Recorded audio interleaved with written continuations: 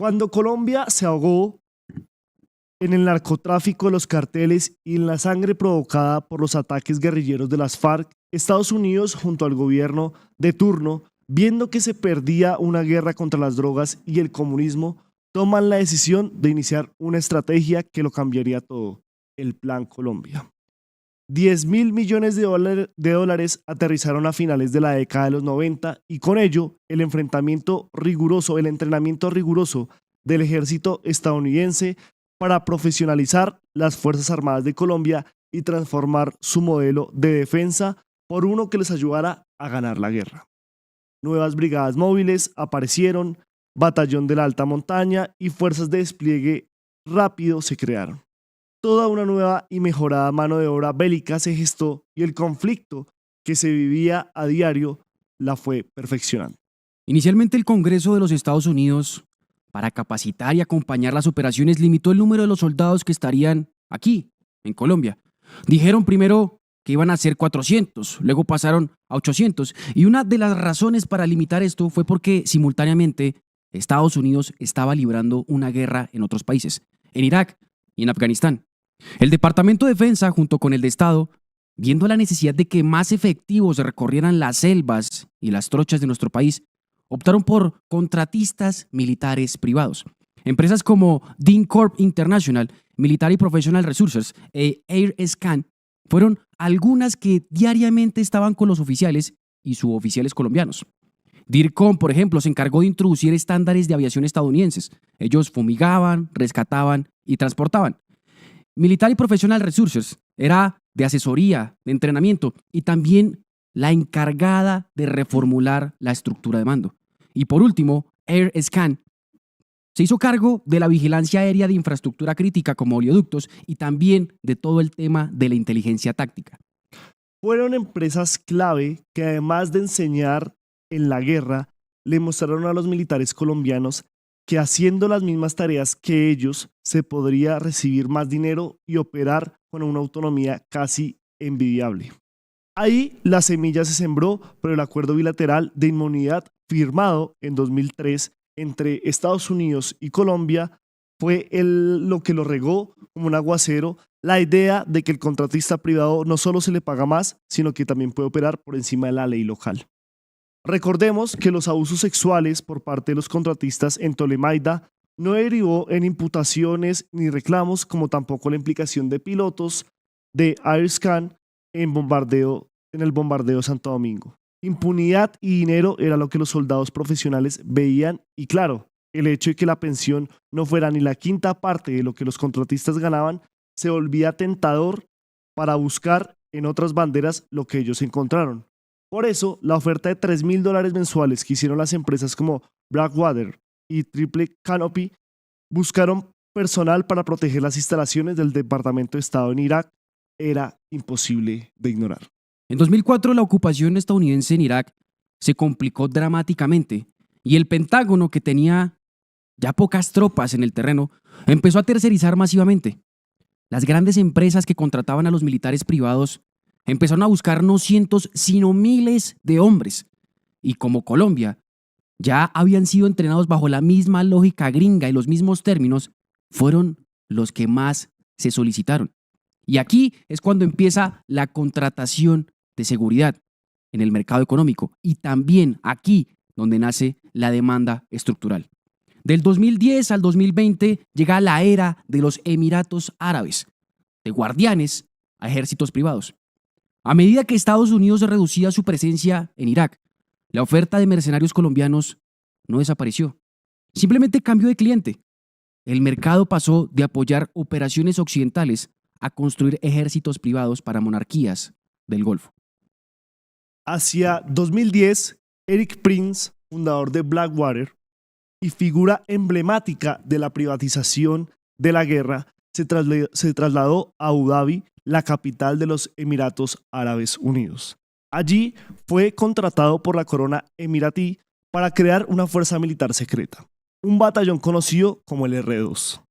El objetivo era crear una fuerza leal, no musulmana y altamente capaz para misiones de defensa interna, contraterrorismo y protección de infraestructura crítica ante el temor de que la primavera árabe contagiara los Emiratos. Prince recurrió nuevamente a la fuente que conocía bien, Colombia. Se valoraba de los colombianos no solo su destreza militar, sino porque al ser católicos e hispanohablantes, no tenían lealtades ni afinidades religiosas con la población local o los trabajadores migrantes en caso de tener que reprimir disturbios. Para esta nueva fase, el reclutamiento se profesionalizó aún más. Aparecieron actores como Global Enterprises, dirigida por Óscar García Bate, un excomandante de operaciones especiales del ejército colombiano. La participación de figuras como Bate demuestra cómo la primera generación entrenada por Estados Unidos bajo el Plan Colombia se convirtió en los reclutadores y comandantes de la siguiente generación al servicio de los Emiratos Árabes Unidos. La oferta de los Emiratos era integral. Mucha plata, entre $2.000 y $3.000 mensuales. También una residencia allí, con beneficios de salud y pensiones futuras. Miles de soldados colombianos pasaron por campos de entrenamiento en el desierto, como la ciudad militar de Sayet, aprendiendo a operar en un entorno completamente diferente a la selva andina, pero claro, utilizando las mismas tácticas de pequeñas unidades aprendidas en Tolemaida y enseñadas por los gringos. Ahora, Haití. Otro tema importante de los mercenarios colombianos. De la privatización descontrolada llegamos al magnicidio. El asesinato del presidente haitiano Jovenel Moïse el 7 de julio del 2021 expuso la cara más oscura y desregulada de esta industria. A diferencia de los contratos estatales en los Emiratos Árabes Unidos, la operación en Haití se gestionó por actores privados con recursos limitados y objetivos, escúchese bien, criminales, demostrando que la capacidad letal colombiana estaba al alcance de cualquiera que pudiera pagarlo y, claro, tuviese también los contactos. La empresa CTU Security, con sede en Miami y dirigida por el venezolano Antonio Intriago, fue el eje del reclutamiento. La compañía buscaba veteranos para un supuesto proyecto de reconstrucción y seguridad VIP en Haití, utilizando tarjetas de crédito corporativas. CTU compró 19 pasajes aéreos desde Bogotá hasta Santo Domingo, República Dominicana, para el contingente colombiano. El perfil de los reclutados era de alto nivel. Incluía a Duvernay Capador, quien murió en Puerto Príncipe, un suboficial retirado con amplia experiencia. Los reclutadores, también militares retirados colombianos, vendieron la misión a sus excompañeros como una oportunidad legítima, respaldada por inversiones estadounidenses y supuestamente con el beneplácito táctico del gobierno de los Estados Unidos de América. Una falsedad común utilizada para dar confianza a los reclutas. La ruta que se utilizó fue Bogotá, Santo Domingo y el cruce terrestre Haití. Aquí se evidenciaba una facilidad para moverse. Los exmilitares ingresaron como turistas, sin levantar alertas en los sistemas de inteligencia de Colombia o también en República Dominicana. Una vez en Haití, la misión cambió de la protección a una operación ofensiva, el asalto a la residencia presidencial del señor Jovenel Moïse. El Pentágono confirmó posteriormente que un pequeño número de los colombianos detenidos había recibido entrenamiento militar en el pasado y que servían en las Fuerzas Armadas de Colombia, subrayando la ironía de que la asistencia militar de los Estados Unidos había capacitado indirectamente a los autores de un magnicidio regional. El resultado fue catastrófico. 3 mercenarios muertos y 18 capturados. Las familias en Colombia se enteraron por las noticias. Los detenidos quedaron en un limbo jurídico en Haití, enfrentando condiciones carcelarias inhumanas, mientras que en Estados Unidos se abrieron procesos federales contra los organizadores Intriago y otros. Este caso demostró la total desprotección de los mercenarios cuando una operación se torcía. Negados por sus contratantes, abandonados por su gobierno y criminalizados globalmente por toda esta cuestión que pasó en Haití y el magnicidio de este presidente. Carteles mexicanos, clases de guerra colombiana. Ya viendo que estar al frente como contratista da dinero, los colombianos también aprendieron a enseñar igual.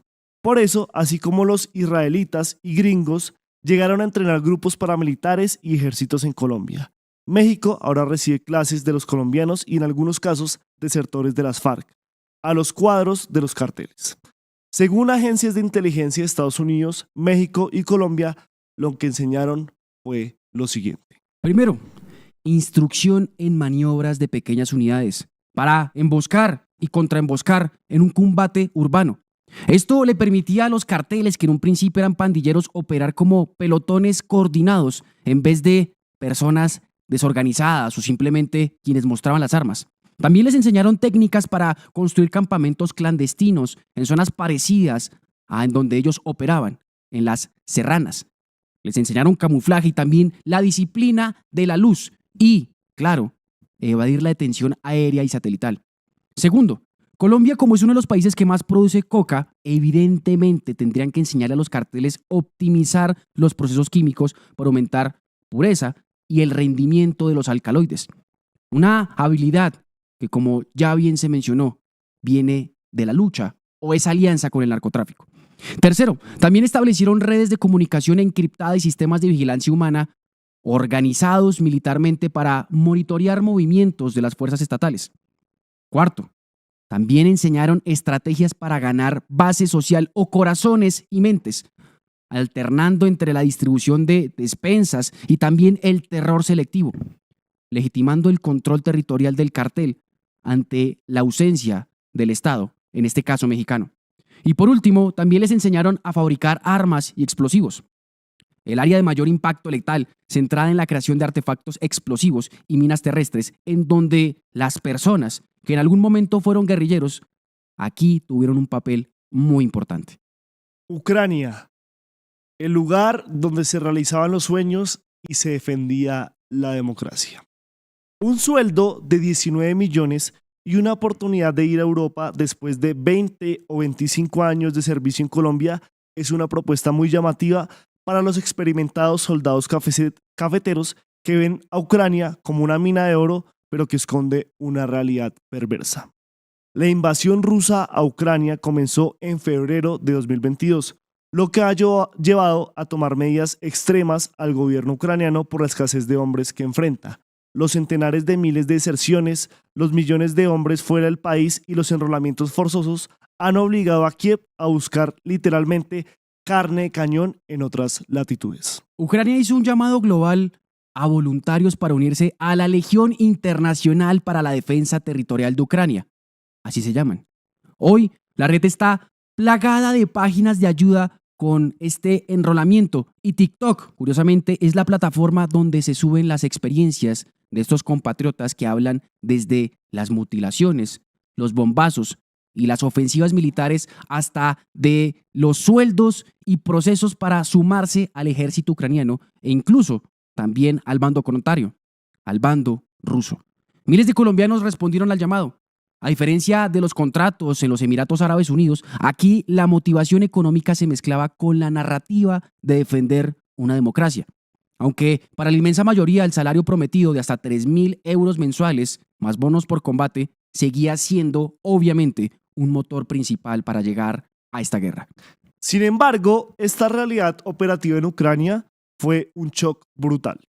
Los veteranos colombianos expertos en combate de infantería ligera y contrainsurgencia en selva tropical se encontraron en una guerra de artillería masiva, drones suicidas y misiles hipersónicos en las estepas congeladas del Donbass. Testimonios de combatientes del batallón Carpathian Sich y otras unidades revelan que muchos se sintieron utilizados como carne de cañón, enviados a posiciones indefendibles para frenar avances rusos. El reclutamiento para Ucrania se ha modernizado. Ya no depende solo de intermediarios en hoteles, ahora opera a través de TikTok, grupos de Telegram y Facebook. Videos virales de soldados colombianos bailando, mostrando fajos de billetes en búnkeres ucranianos sirven como potentes herramientas de marketing para el enrolamiento de estos personajes.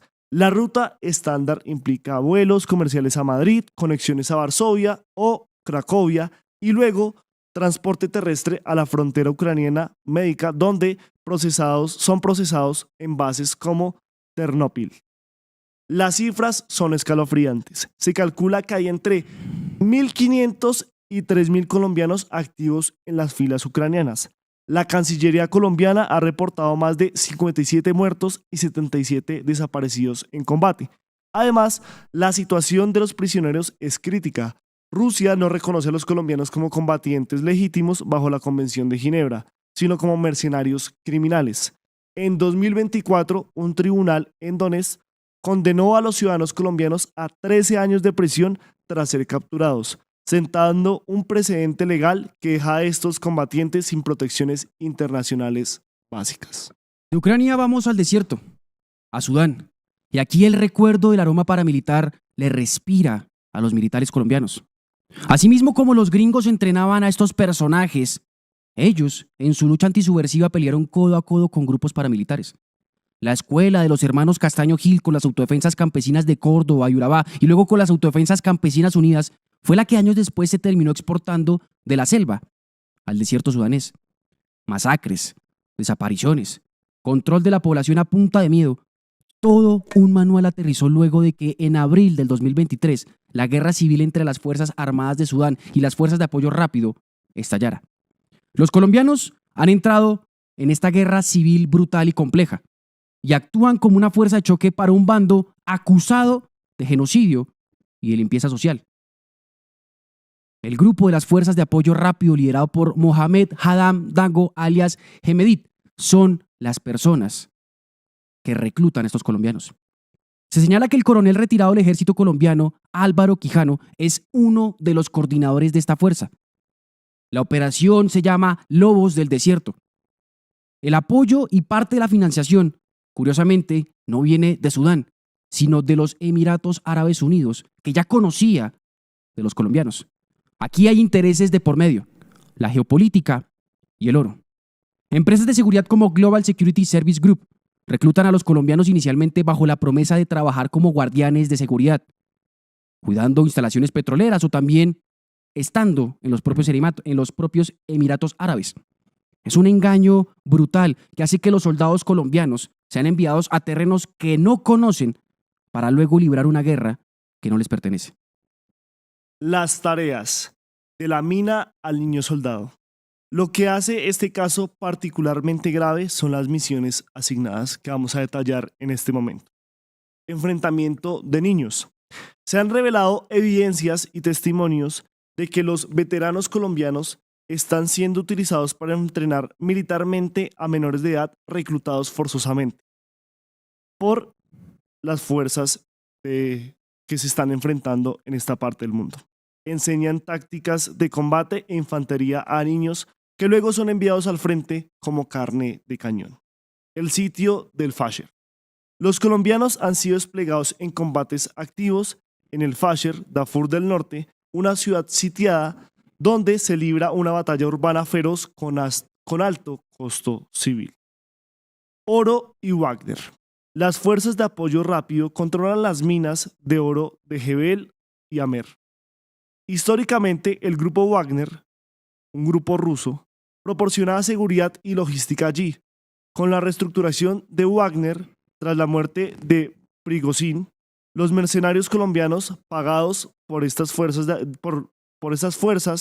de Emiratos Árabes Unidos, al parecer están llenando ese vacío de seguridad especializada para asegurar el flujo de oro hacia los Emiratos Árabes Unidos. Y ahora la pregunta que surge es, ¿por qué el Estado colombiano ha fallado en detener la ley para regular a los mercenarios? Aquí tenemos la teoría que es más fácil contratarlos que regularlos.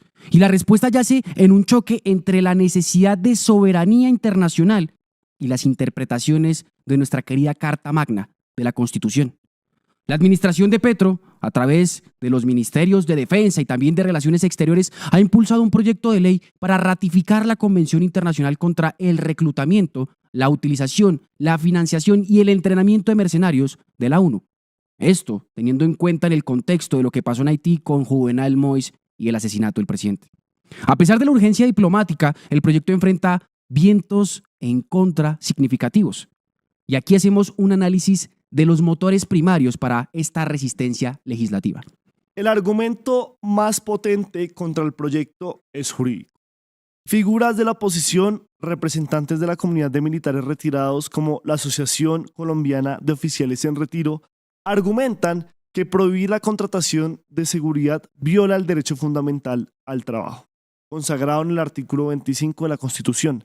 La tesis: ser soldado es una profesión técnica. Si un soldado retirado desea vender su fuerza laboral, habilidades de seguridad en el extranjero, el Estado no puede impedírselo, siempre que el contrato sea legal en el país anfitrión. El proyecto intenta diferenciar entre los servicios de seguridad y el mercenarismo, pero los opositores argumentan que la línea es demasiado difusa y resultará en la criminalización de los profesionales de seguridad legítimos que trabajan en corporaciones multinacionales o en gobiernos extranjeros en roles defensivos.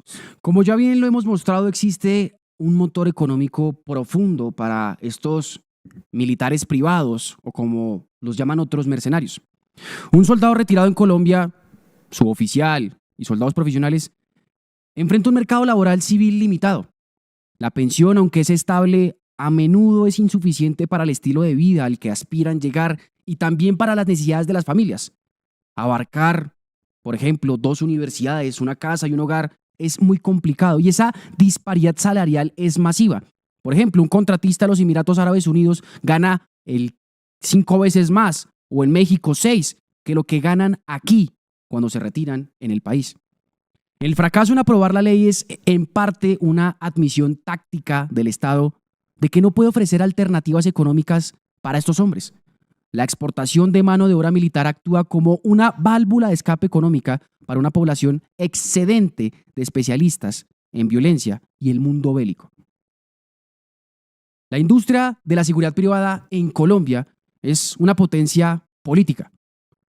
La Asociación Nacional de Entidades de Seguridad Privada y ECOS, que son asociaciones de este aspecto, representan un sector que emplea a cientos de miles de personas y que genera billones en ingresos.